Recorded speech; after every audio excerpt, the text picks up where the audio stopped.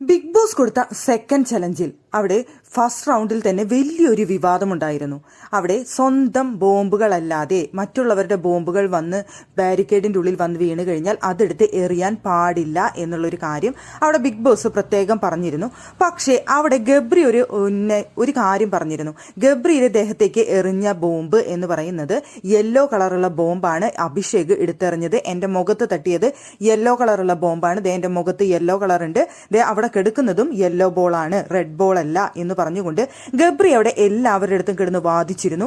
എല്ലാവരും അങ്ങനെ സംഭവിച്ചിട്ടില്ല എന്ന് പറയുകയും പിന്നീട് അവിടെ ഗബ്രിയുടെ മുഖത്ത് യെല്ലോ പെയിന്റ് അല്ലെങ്കിൽ യെല്ലോ കളർ ഉണ്ട് എന്നുള്ള കാരണം കൊണ്ട് അവരത് അറിയാതെ സംഭവിച്ചതായിരിക്കാം, ഞങ്ങൾക്കത് അറിയില്ല, ഞങ്ങൾ അറിഞ്ഞുകൊണ്ട് ചെയ്തിട്ടില്ല എന്ന് പറയുന്ന ഒരു കാര്യം ഉണ്ടായിരുന്നു. എന്തായാലും ഇപ്പൊ അതിന്റെ വീഡിയോ നമുക്ക് കിട്ടിയിട്ടുണ്ട്. ആ വീഡിയോയിൽ കൃത്യമായിട്ട് കാണുന്നുണ്ട് അഭിഷേക് അവിടെ ഡെൻ ടീം എറിഞ്ഞ യെല്ലോ കളർ ബോംബ് എടുത്തുകൊണ്ടാണ് അവിടെ ഗബ്രിയുടെ മുഖത്തേക്ക് എറിയുന്നത് എന്നുള്ളത്. ഇപ്പൊ വിജയിച്ചിട്ടുള്ള ടീം എന്ന് പറയുന്നത് അഭിഷേകിന്റെ ടീം തന്നെയാണ്. ഇപ്പൊ ആ ഗെയിമിൽ വിജയിച്ചത്. അവിടെ സെക്കൻഡ് റൗണ്ട് വന്ന സമയത്ത് നെക്സ്റ്റ് ടീം ഔട്ടായി. അവിടെ തേർഡ് റൗണ്ടിൽ മത്സരിച്ചത് ഡെന്നും ടണൽ ടീമും തമ്മിലാണ് മത്സരിച്ചത്. ഡെൻ ടീമാണ് അവിടെ തോറ്റത്. അങ്ങനെ ടണൽ ടീം രണ്ടാമത്തെ ടാസ്കും വിജയിച്ചുകൊണ്ട് 6 പോയിന്റോട് കൂടി ഇപ്പം മുന്നിട്ട് നിൽക്കുകയാണ്.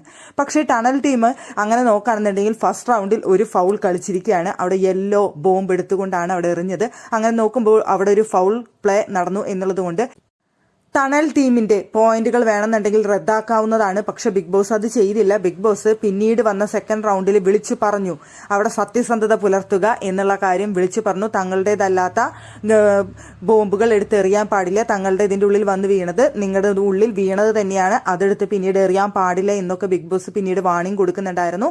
അതിനുശേഷം ഞങ്ങൾ അത് സോറി പറയാൻ തയ്യാറാണ് എന്ന് പറഞ്ഞുകൊണ്ട് ടണൽ ടീം സോറി ചോദിക്കുന്നതാണ് കണ്ടത്. എന്തായാലും അഭിഷേക് അറിഞ്ഞുകൊണ്ടാണോ അറിയാതെയാണോ എറിഞ്ഞത് എന്ന് ചോദിച്ചു കഴിഞ്ഞാൽ എനിക്കിപ്പോൾ അത് കൃത്യമായിട്ട് പറയാൻ പറ്റില്ല.